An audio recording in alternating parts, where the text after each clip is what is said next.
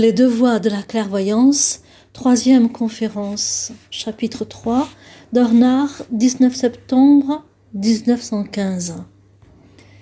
Hier, nous avons mené nos réflexions de façon à caractériser la connaissance imaginative en partant d'un certain point de vue.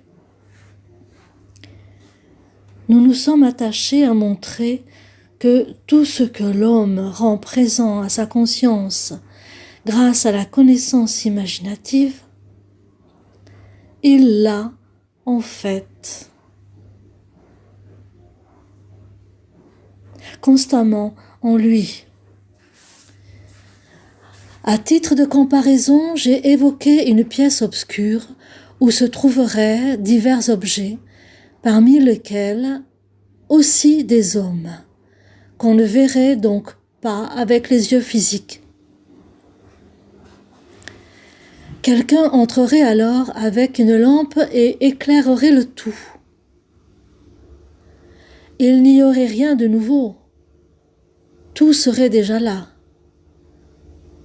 La seule différence est que les choses qui auparavant n'étaient pas perçues le sont maintenant. Il en va de même avec ce que nous présente la connaissance imaginative. Tout ce dont elle nous permet de prendre conscience existe et agit déjà dans les profondeurs cachées de l'âme humaine. Dans les profondeurs cachées de l'âme humaine.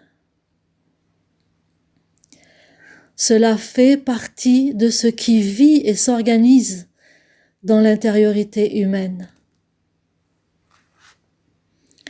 Au cours de sa vie, l'homme est constamment fortifié ou affaibli lorsqu'il rencontre, éprouve et prend conscience de quelque chose et le laisse ensuite sombrer dans les profondeurs de son inconscient. C'est ce qui importe tout particulièrement pour l'homme qui vit sur le plan physique. J'aurai plus tard l'occasion de vous dire des choses plus précises à ce sujet. Quand on situe ici le seuil de la conscience, voir le dessin, une ligne droite est tracée,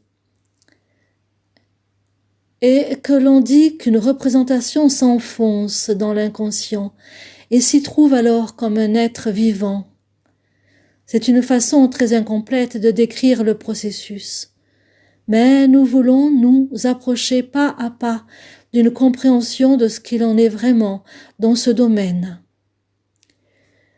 Une ligne horizontale est tracée avec marqué « seuil de la conscience ».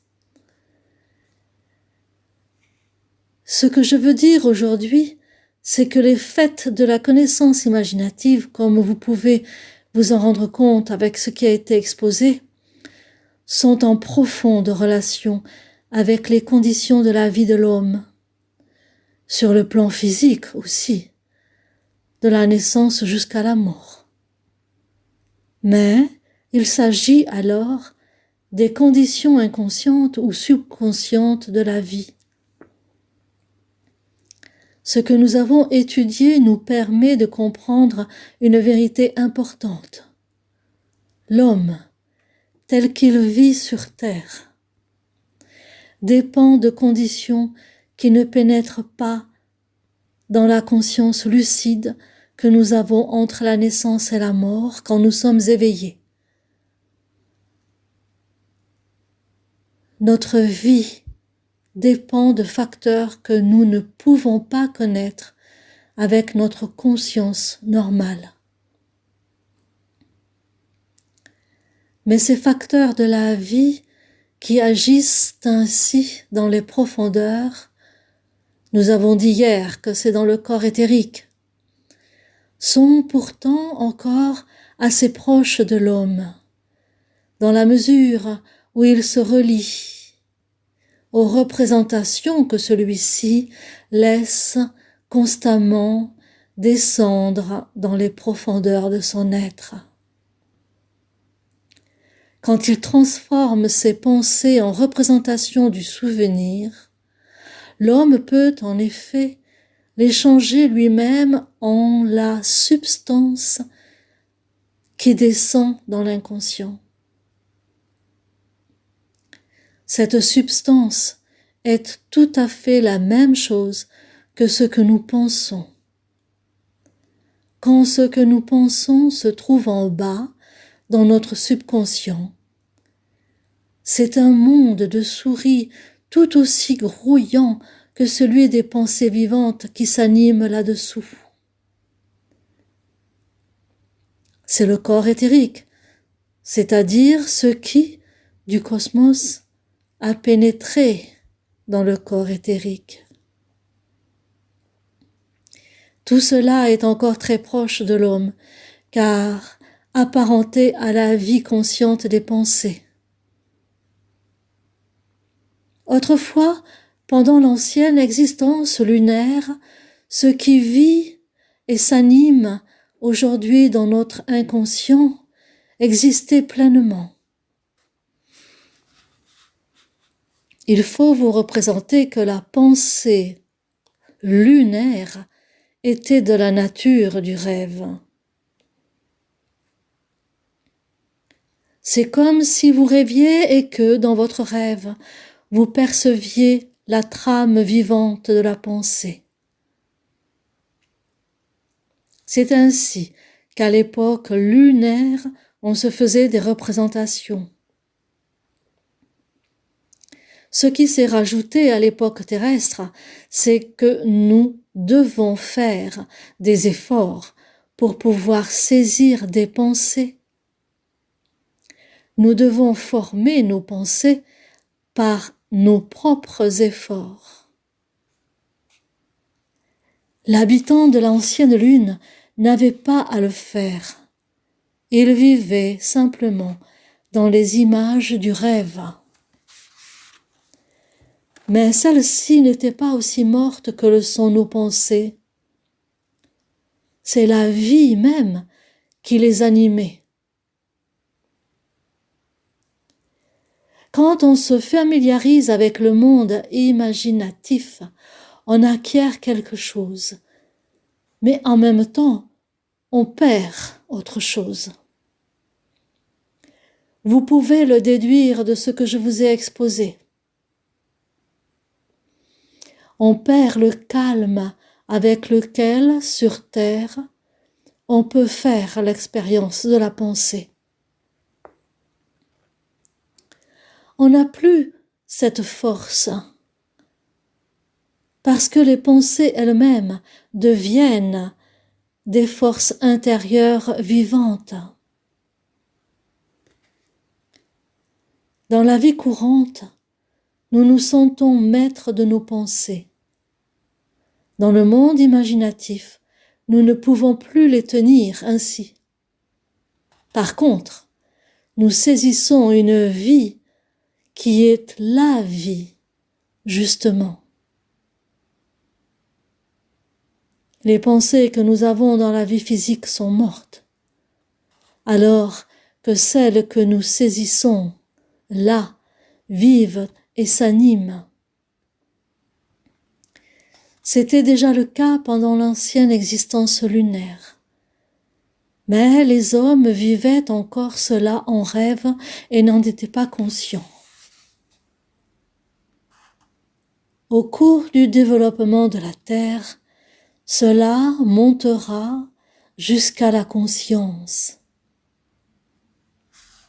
La connaissance imaginative provient de ce qui vivait à l'état de rêve pendant l'ancienne existence lunaire.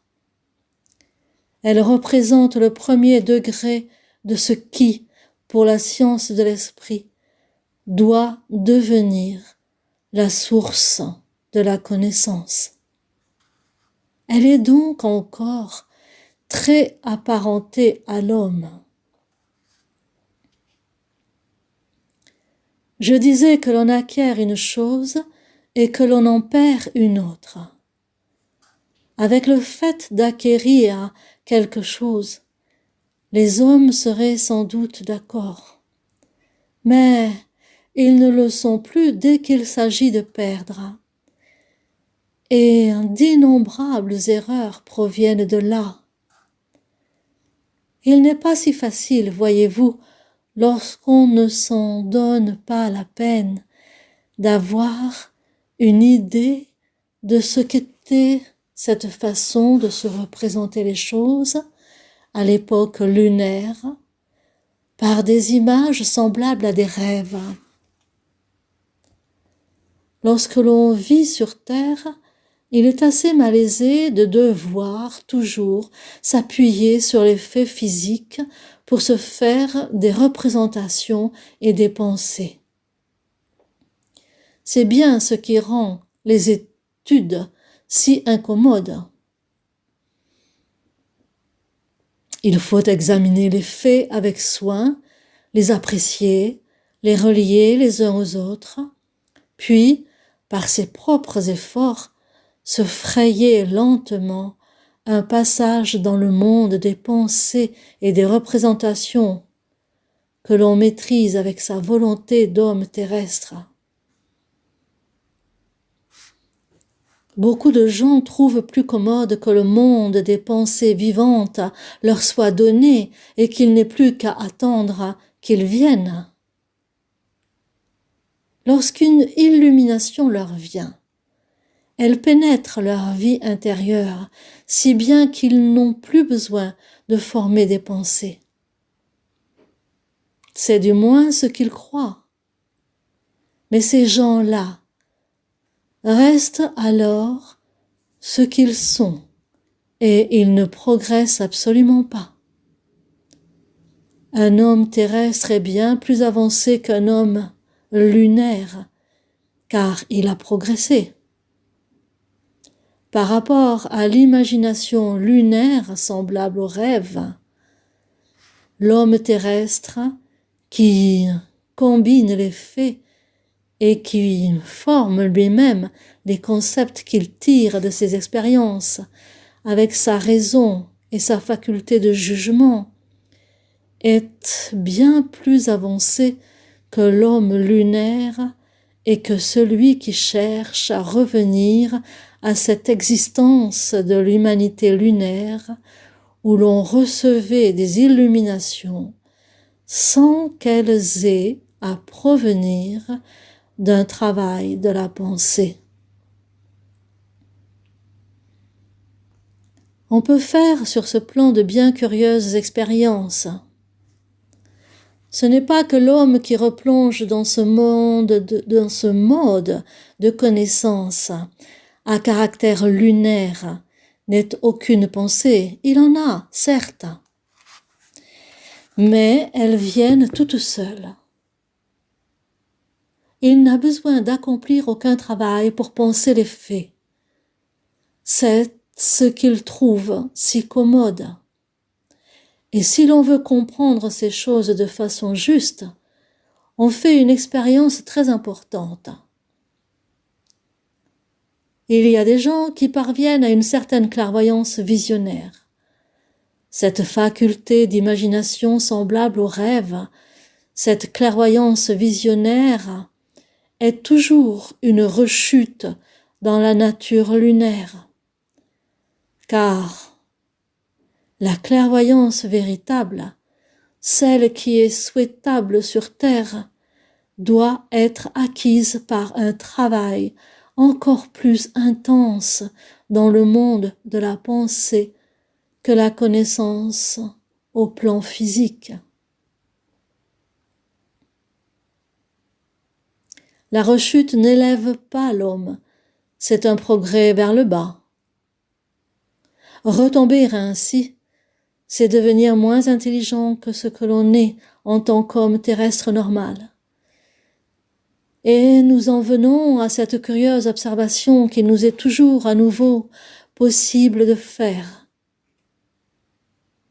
Il y a des gens qui ont une certaine clairvoyance visionnaire, mais qui, à vrai dire, ne sont vraiment pas intelligents. Leur clairvoyance provient même de ce qu'ils fuient l'intelligence. En fait, il voudrait ne pas développer cette intelligence qu'il faut bien cultiver pour être un homme terrestre. On s'aperçoit en effet que la présence chez ces personnes d'un certain degré de clairvoyance visionnaire, donc de nature lunaire, atavique, va très souvent de pair avec une fuite de l'intelligence terrestre ordinaire. On verra peut-être une telle personne noter des éléments de ces images. Et on s'apercevra alors que ces notes ne sont pas dénuées de pensée, au contraire. Chez elle, les pensées viennent avec les images. On trouve dans ces pensées des images pleines d'esprit. On est donc devant une énigme. Voilà quelqu'un qui décrit l'Atlantide ou autre chose à l'aide de magnifiques images qui lui viennent sous la forme de visions, et tout cela est absolument logique et intelligent. Pourtant, je n'ai jamais constaté une telle logique et une telle intelligence chez cet homme lorsqu'il doit expliquer quelque chose qui se déroule sur le plan physique. Il n'en dispose pas. Il n'est pas suffisamment devenu un homme terrestre. Or, lorsqu'il peut retomber dans l'intelligence lunaire, voilà l'intelligence qui arrive. Mais ce n'est pas son intelligence à lui. Il ne fait que servir de médium à l'intelligence lunaire, et celle-ci agit alors en lui. On peut obtenir de magnifiques descriptions des mondes spirituels de la part de gens qui ont ainsi replongé dans la phase lunaire et qui, lorsqu'ils veulent appliquer l'intelligence qu'ils ont élaborée au plan terrestre, ne peuvent plus comprendre ce qu'ils ont proféré. Et même, bien souvent, ne veulent pas le comprendre.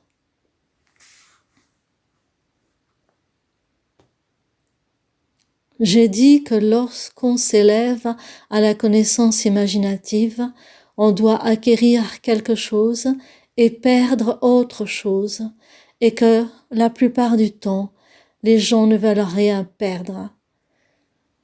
J'ai indiqué en outre que ceux qui ont de l'esprit ne veulent pas le perdre. Maintenant, ce ne sont pas ceux qui aiment particulièrement la clairvoyance visionnaire, car ceux-là acceptent volontiers de perdre l'intelligence ordinaire. Mais il existe un autre groupe qui ne veut pas perdre cette intelligence terrestre.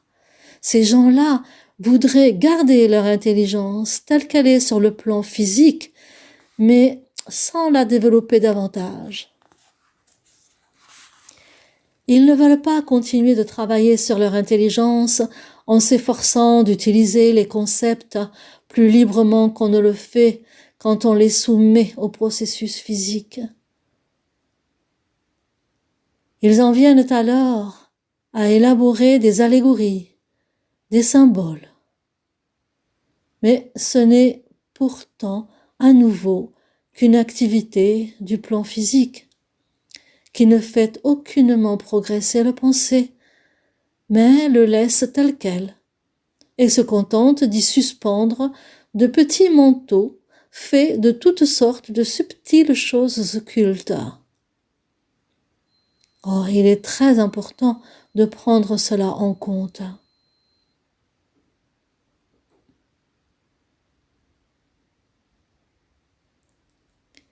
Ceux qui se sont efforcés de s'élever lentement et pas à pas vers les points de vue que nous devons avoir aujourd'hui dans la science de l'esprit, ou du moins ceux qui voulaient le faire, en avaient déjà conscience.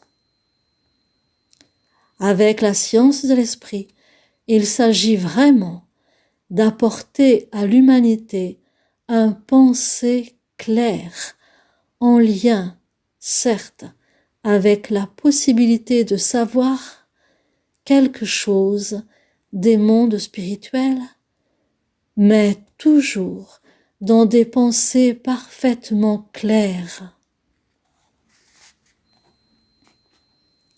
Il aura fallu longtemps pour qu'il devienne possible de réaliser cela.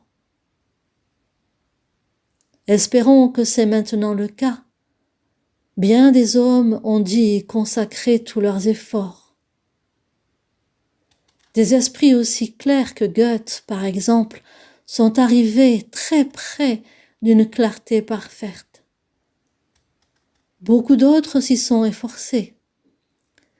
Songez à la façon dont Jacob Boehme a lutté au moment de l'entrée de l'humanité dans l'ère matérialiste pour se frayer un chemin à travers la complexité chaotique et mouvante des concepts qu'il savait déjà appréhender pour en extraire ce qui, dans son œuvre, vient éclairer de façon si profonde bien des secrets du monde spirituel.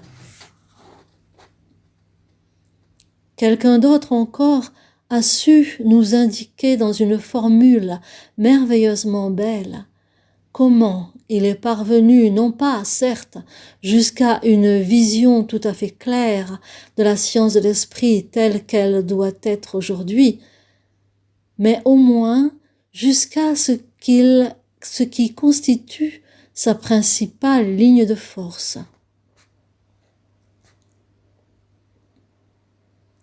Au XVIIIe siècle, le penseur dont je parle a compris que si l'on veut connaître l'homme, il faut entrer dans les ténèbres, c'est-à-dire dans la confusion de la connaissance matérielle extérieure. C'est déjà le cas si vous vous trouvez au premier degré de la connaissance imaginative. Car, nous l'avons vu, on ne peut pas atteindre à l'aide de la connaissance physique ce qui se trouve dans les profondeurs de l'âme. Il faut entrer dans les ténèbres. Mais ce n'est pas la seule chose que l'on doit faire. Il faut encore passer à travers le trouble des concepts habituels et pour parvenir à la connaissance, dissiper ce trouble.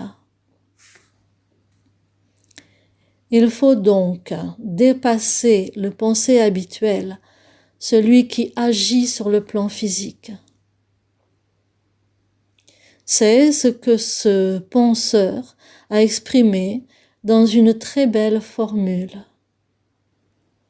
La première partie de sa phrase, on la suit volontiers. La seconde, par contre, pratiquement pas. Et pourtant, il est important de la comprendre aussi. La plupart de ceux qui deviennent ou qui veulent devenir des mystiques d'une façon ou d'une autre reconnaissent que pour pénétrer dans le spirituel, il faut se dépouiller de tout ce qui appartient au domaine sensible et matériel. Mais très peu admettent qu'il faut aussi se dépouiller des formes du spirituel qui restent attachées aux concepts que forment leurs pensées. Car ils voudraient les emporter et gérer les choses avec eux comme sur le plan physique. En bas, dans l'inconscient, ils voudraient trouver la pensée sous la même forme que là-haut, avec la possibilité qu'elle a de former des souvenirs. Ce serait pourtant une erreur de croire que, lorsque le clairvoyant regarde dans le cœur humain, il y trouve les pensées telles qu'elles sont chez celui qui les a dans sa tête. Ce n'est pas le cas. Là, en bas, elles sont transformées elles deviennent des êtres vivants. Elles deviennent un monde élémentaire. Dans le monde spirituel, on ne trouve pas le monde des pensées que l'homme a ici sur le plan physique. C'est pourquoi ce penseur a exprimé cette belle phrase que je voudrais à présent écrire au tableau et que l'on peut considérer comme une sorte de mise à l'épreuve pour la vie intérieure de chacun. Comment parvient-on à savoir quelque chose des mondes qui sont au-delà du monde terrestre? Alors, il disait, dissipez vos ténèbres matérielles et vous trouverez l'homme. Ceux qui veulent être des mystiques sont d'accord avec cette première partie de la phrase.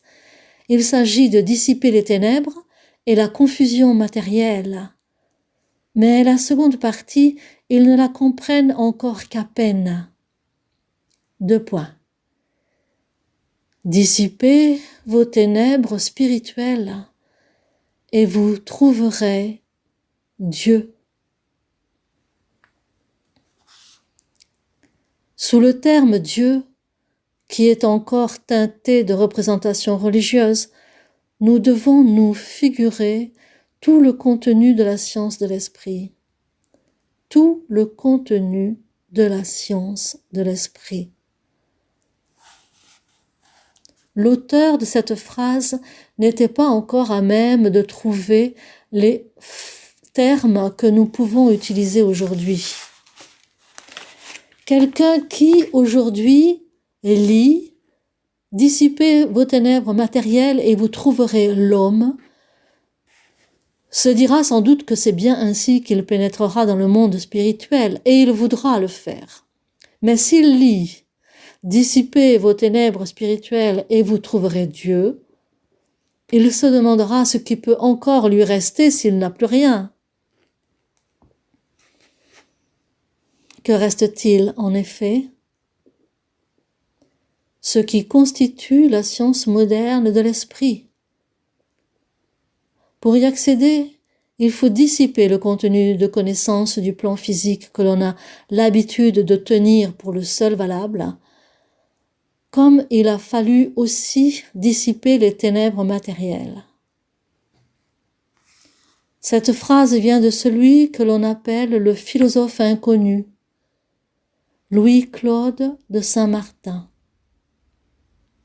Lui-même se considérait comme un disciple de Jacob Boehme. On trouve déjà chez ce Saint-Martin une profonde aspiration pour ce qui doit se manifester dans la science de l'esprit. Les gens qui le rencontraient voyaient bien sûr son nez, ses mains. Ils entendaient ses paroles et pourtant ce qu'il portait au fond de lui leur restait étranger. C'est pourquoi il se nommait lui-même philosophe inconnu. Le vrai philosophe Saint-Martin leur restait inconnu, totalement inconnu. Pour parvenir à la connaissance imaginative selon les modalités que nous avons décrites hier, il s'agit donc d'effectuer un retour. Mais un retour conscient à la façon dont l'homme vivait sa relation au monde pendant l'époque de l'ancienne lune.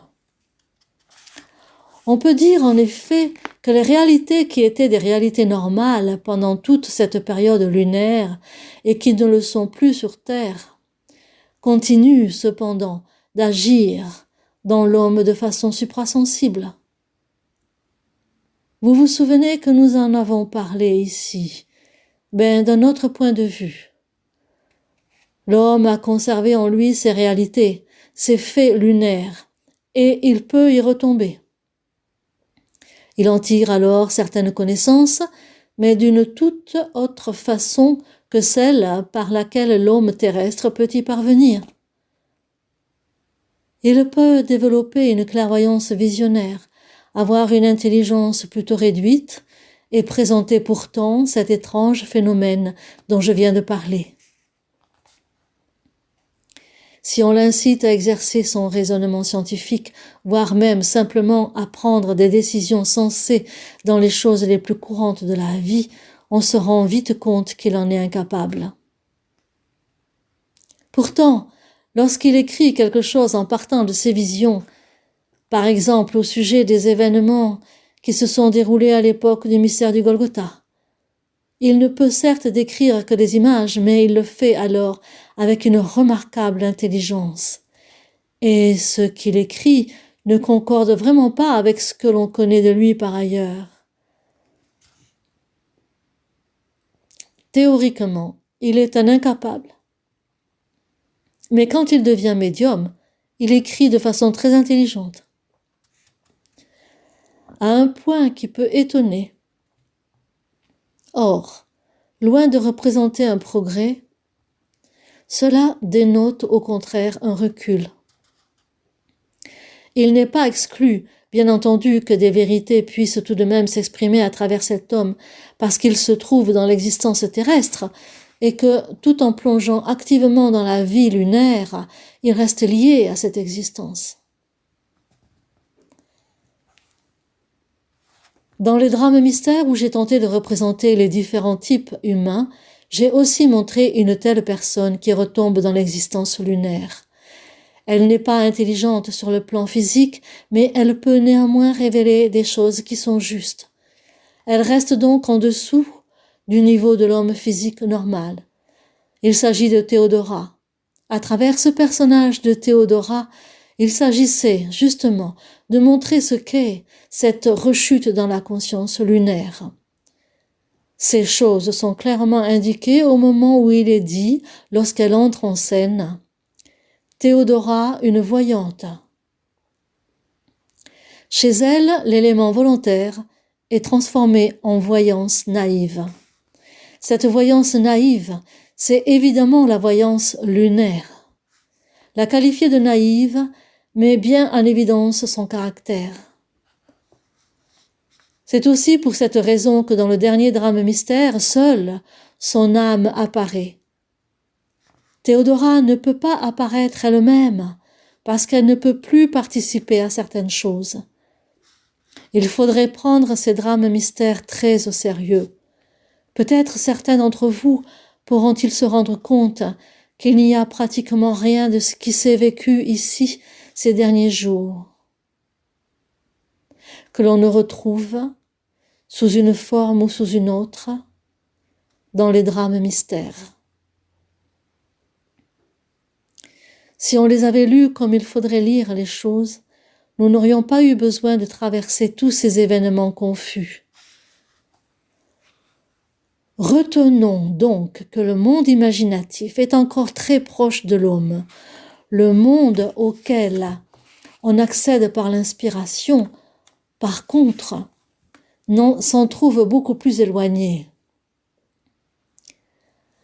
Quand on commence à s'accoutumer au monde inspiré, en effet, on voit qu'il englobe des réalités que l'homme a gardées en lui, elles aussi, et qui ne se rapportent pas à l'existence de l'ancienne lune, mais à celle de l'ancien soleil. Quand on s'efforce de se frayer un chemin vers le monde de l'inspiration, il faut donc pénétrer encore plus profondément dans l'âme humaine. Or, quand on le rencontre, ce monde présente un caractère bien particulier.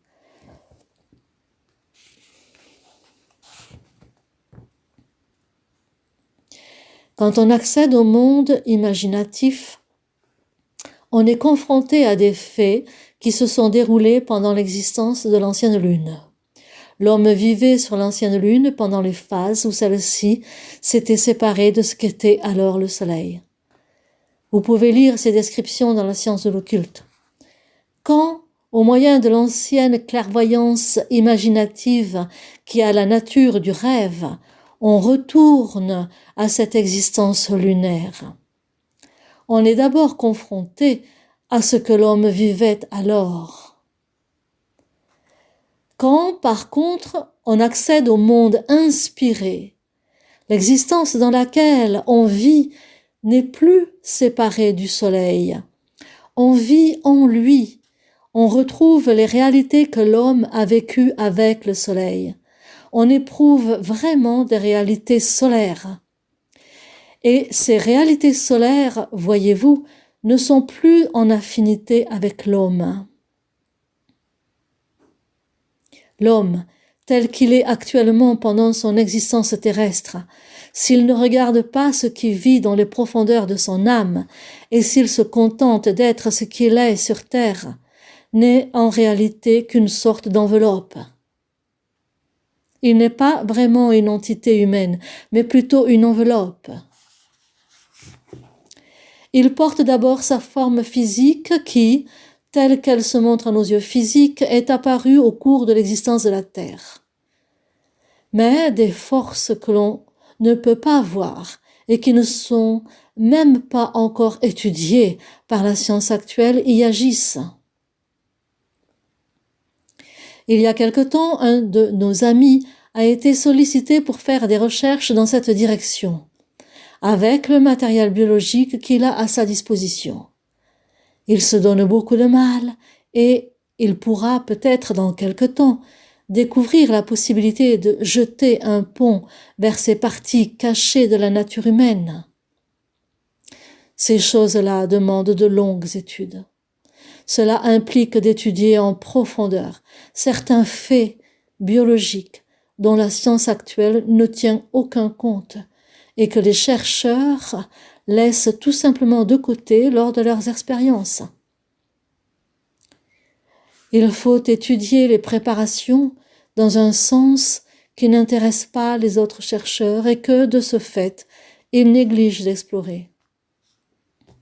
Il y a là de grands manques et beaucoup de recherches seraient encore à entreprendre.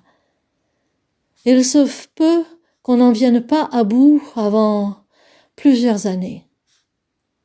Ce serait pourtant un travail de première importance parce que il pourrait nous montrer la part d'ancienne lune qui vit encore dans la nature humaine et qu'il est possible d'atteindre par les moyens de la science physique. Il en résulterait une toute nouvelle embryologie, un nouvel aspect de l'embryologie. Il est indispensable que ces travaux soient entrepris, mais c'est là tout ce que l'on peut faire. Tant que l'on ne considérera l'être humain que de l'extérieur, on ne pourra rien découvrir d'autre, car ce que l'on peut trouver en étudiant l'homme de l'extérieur ne peut même pas remonter jusqu'au premier temps de l'ancienne existence lunaire. Ce genre de recherche permettra de se faire une idée par déduction de certains processus de l'ancienne lune. Elles concorderont avec les descriptions que vous trouvez dans la science de l'occulte. Mais, comme je l'ai dit, tant que l'on considère l'homme tel qu'il est aujourd'hui, on ne peut pas remonter bien loin dans le passé. On ne saurait atteindre le début de l'ancienne lune, et encore moins l'existence de l'ancien soleil. Pour remonter à l'existence de l'ancien soleil, il faut retenir dans l'homme beaucoup moins d'éléments matériels que ne peut le faire la science dont je viens de vous parler. Car il faut alors qu'un élément que l'homme peut amener à se révéler sur la terre, mais sans toutefois être obligé de le faire, pénètre dans la nature humaine. Lorsqu'un artiste, un poète par exemple, est réellement inspiré, ces inspirations proviennent en fin de compte du monde spirituel, de l'existence solaire. Elles viennent du monde spirituel de l'ancien soleil. Mais notre époque est dans une telle pauvreté spirituelle que l'on refuse ce qui émane des inspirations de l'existence solaire et que l'on ne veut s'en tenir qu'à ce que l'on construit de façon naturaliste à partir d'un modèle terrestre.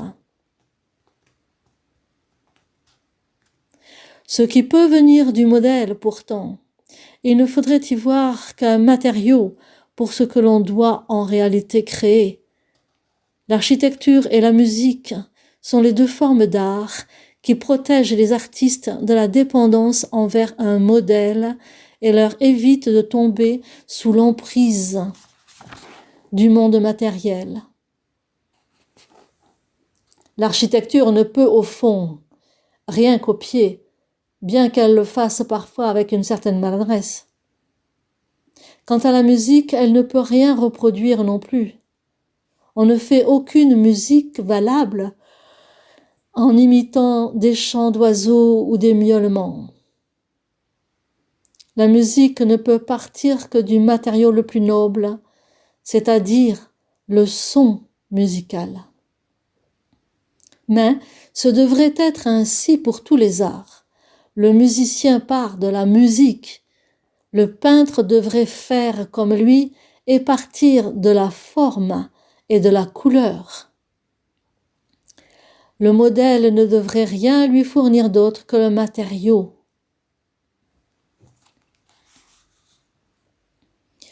On ne peut pas tirer ce qui est artistique d'un modèle. Cela doit jaillir de l'inspiration qui ramène à l'existence de l'ancien soleil.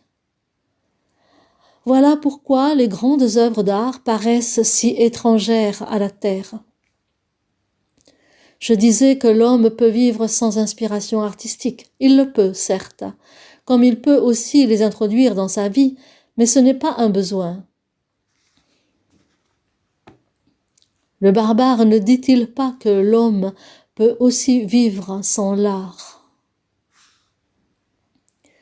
Ceux d'entre vous qui s'intéressent en profondeur à ces idées ne manqueront pas, à plus ou moins long terme, de se poser une question essentielle.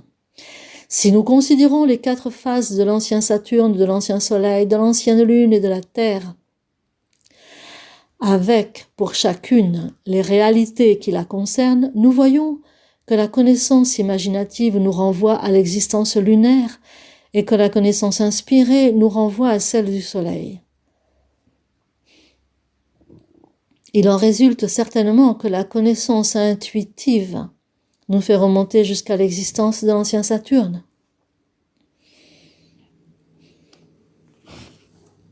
Mais s'il en est ainsi, si on n'atteint jamais une nouvelle réalité, mais que l'on retourne toujours dans les anciennes, pourquoi l'homme a-t-il besoin finalement de se développer encore? Pourquoi l'évolution se poursuit-elle?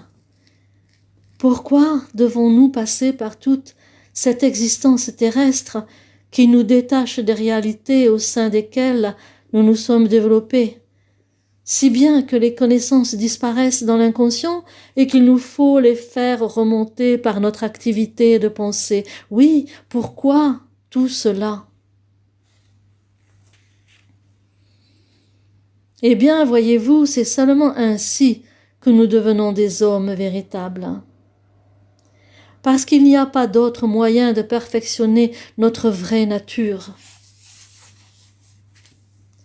On peut déjà s'en rendre compte extérieurement si l'on étudie des personnalités qui ont laissé vivre en elles ces concepts mobiles, ces concepts souris dont je vous ai parlé, tels qu'on les trouve par exemple dans la métamorphose des plantes et dans la métamorphose des animaux de Goethe. Il faut étudier de telles natures car elles nous montrent que, lorsqu'elles sont intérieurement tout à fait vraies, elles se situent encore dans un rapport tout particulier avec un autre domaine de l'âme. C'est avec Goethe justement que cela se montre le mieux. Étudiez son William Meister ou ses poésies, et vous remarquerez chez lui une certaine façon de juger le monde. Si vous approfondissez cette question, vous découvrirez en effet qu'en même temps que l'idée de la métamorphose se développe en lui, une magnifique tolérance intérieure, profondément sincère, anime aussi son âme. Une tolérance merveilleuse, une façon remarquable de se situer par rapport au monde et à la vie. Une tolérance de l'âme. Et cela est en lien avec de profondes réalités. Si nous tournons notre regard vers le monde animal, nous y voyons les formes les plus diverses. La hyène, dont la face grimaçante reflète le désir de charogne, exprime son être dans toute la posture de son corps. Nous pouvons la comparer au lion ou au loup. Nous pouvons encore comparer ces animaux à l'aigle, puis comparer l'aigle au vautour, puis de nouveau ces animaux avec les tortues, les serpents, les vers, les différents insectes, etc. Nous devons alors chercher le rapport de toutes ces formes animales avec le monde spirituel. Or, on ne peut comprendre ce rapport que si l'on étudie l'ancienne existence lunaire. Pourquoi ? Pendant cette existence, en effet, l'homme n'existait pas encore sous sa forme actuelle. Les formes correspondantes qui passaient alors par l'étape humaine de leur développement étaient les anges. Ces angeloi avaient des jugements tout autres. Ils pensaient tout autrement que nous le faisons aujourd'hui. Ils en étaient alors au même stade d'évolution que celui où les hommes se trouvent actuellement. Mais ils ne vivaient pas dans un corps physique comme celui que nous avons aujourd'hui sur la terre. Leur corps était malléable et entièrement mobile, car les esprits de la forme n'avaient pas encore agi pour lui donner une forme solide. À l'époque lunaire, ces anges pensaient dans des concepts qui, comparés à nos concepts terrestres, étaient beaucoup plus vivants. Mais outre la vie qui les animait, ces concepts avaient encore quelque chose de très particulier. Ils étaient à un haut degré imprégnés d'impulsions affectives. Emportés par l'élan des archanges, des archées, des esprits de la forme, de ceux du mouvement, etc., qui vivaient au-dessus d'eux, les anges saisissaient les concepts. Mais c'étaient des concepts vivants, impulsifs, beaucoup plus dynamiques que ceux que nous trouvons chez les hommes d'aujourd'hui quand ils laissent passer leurs émotions dans la manière dont ils jugent les différentes situations de la vie, crachant tantôt des flammes d'enthousiasme, tantôt du venin. Il y a des gens, et ce peut être les meilleures personnes du monde, dont l'humeur se déverse abondamment dans tout ce qu'ils disent, et tout cela s'exprime dans leurs idées. Eh bien, ce n'est encore rien en comparaison de ce qui se passait pour les anges sur l'ancienne lune, car tout cela avait alors un effet créateur direct. Représentez-vous un tel habitant de l'ancienne lune. Il se dit « Je dois à présent saisir un concept. Une inspiration me vient. Pauvre air, l'échine plus basse derrière que devant, dont le désir de charogne rend la face repoussante. Cet être est engendré. Il est condamné à devenir une hyène. Le concept créateur est là. Les formes du règne animal sont en étroite relation avec ce pensée créateur qui agit selon le principe du bien et du mal. Le règne animal tout entier, avec ses multiples formes, est formé par le bien et le mal. Les hommes de la terre ne devaient pas apprendre à faire cela. Une entité qui ne voulait pas renoncer à la culture lunaire les a séduits pour qu'ils acquièrent la connaissance du bien et du mal sous la forme qu'elle avait connue pendant cette époque de l'ancienne lune. Jugeaient ainsi, mais les hommes devaient apprendre à juger autrement. il manque une phrase dans le sténographe.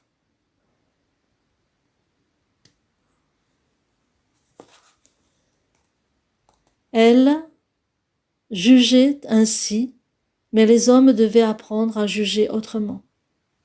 Il ne fallait pas qu'ils laissent trop fortement leurs émotions se mêler à leurs concepts. Il fallait se débarrasser de tout cela pour faire place à une forme de pensée plus objective et plus tranquille. C'est pourquoi l'homme a dû progresser et passer de l'existence lunaire à l'existence terrestre. Et s'il continue de progresser, il deviendra encore plus tolérant. Un ange lunaire haïssait la hyène de façon incroyable, parce que pour lui, elle était le mal. Il haïssait le serpent comme tout ce qui était hideux, et il aimait ce qui était beau. Le bien et le mal appartenaient au domaine de la vie créative. Il a fallu que l'homme se défasse de cette habitude. Il ne pourrait pas développer la moindre science terrestre si, par exemple, il voulait classer les animaux comme le faisaient les anges de l'ancienne lune, selon qu'ils étaient beaux ou laids, décents ou indécents, ou encore malicieux, raffinés, etc. Les anges lunaires avaient tout cela. Or, il ne serait pas sérieux de faire figurer dans un livre scientifique la belette, propriété, dégourdie. On peut encore l'admettre dans un poème satirique, mais si l'on veut être scientifique, aujourd'hui, il faut le repousser. On ne peut plus l'accepter.